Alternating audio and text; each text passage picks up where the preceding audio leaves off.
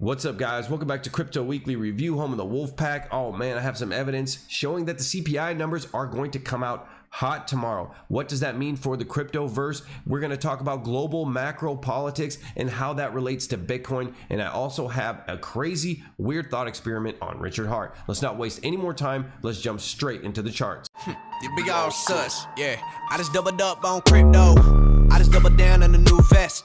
Now my chair looking like 2 checks.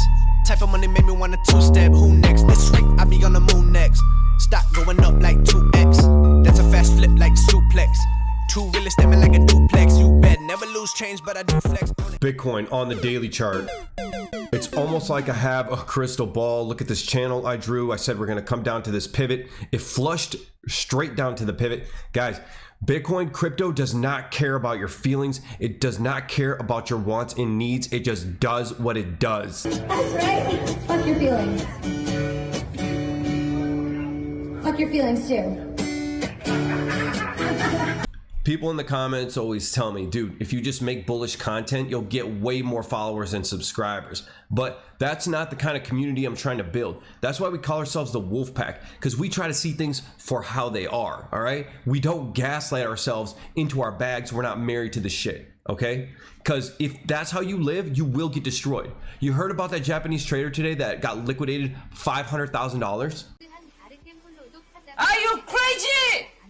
World war, all crazy! Get out! Fucking crazy! Now many angry!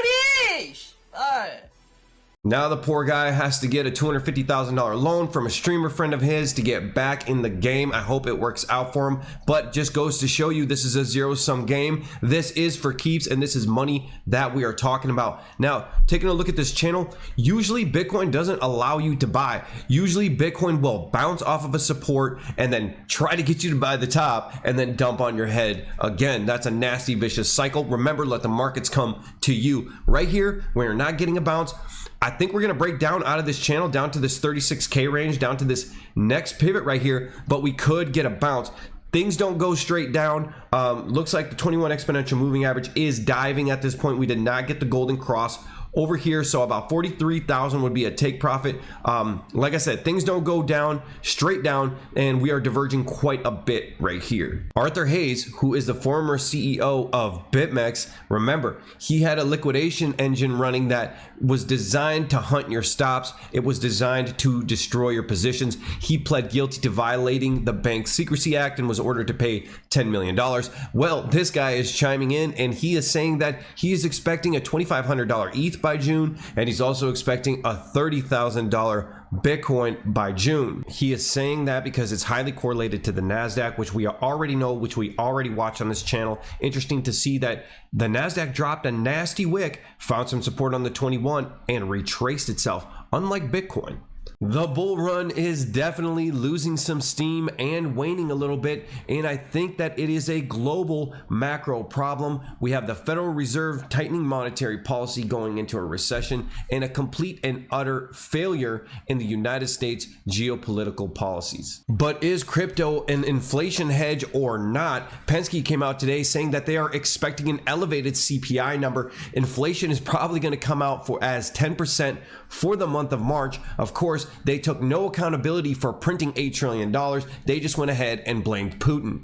So because of the actions we've taken to address the Putin price hike, we are in a better place than we were last month. But we expect March CPI headline inflation to be extraordinarily elevated due to Putin's price hike.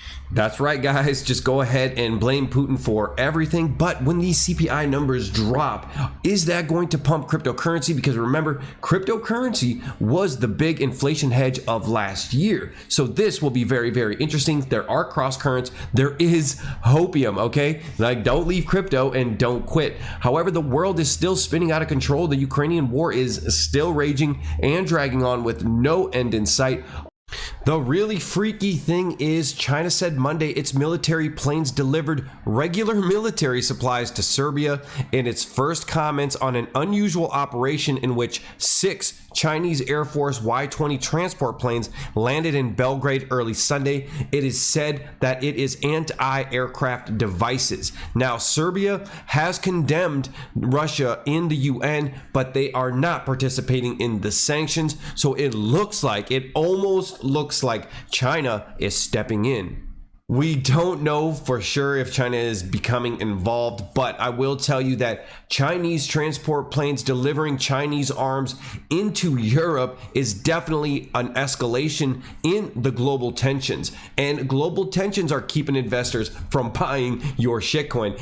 So the CPI numbers are coming out tomorrow. That is April 12th, 2022. Will it pump the price of Bitcoin? Because we already know that inflation is going to be extremely hot for the month of March.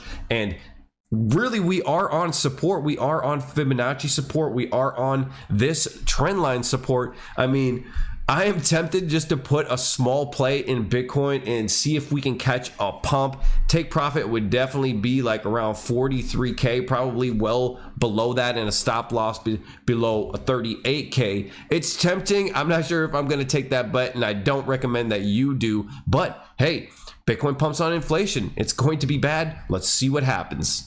Let's hope something pumps the price of Bitcoin, because the unconfiscatable conference didn't do jack shit. I'm really glad that there were some big name heavy hitters there shilling Bitcoin. That was great, but I'm also glad the cringe fest is over, okay?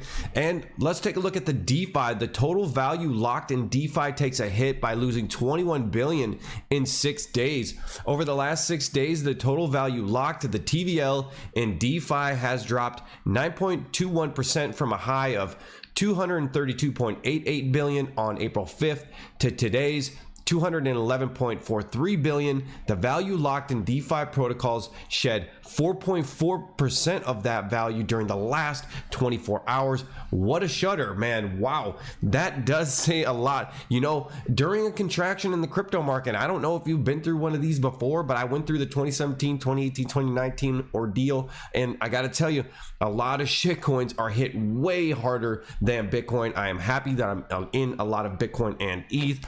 I would suggest that you diversify yourself. Hex on the daily chart.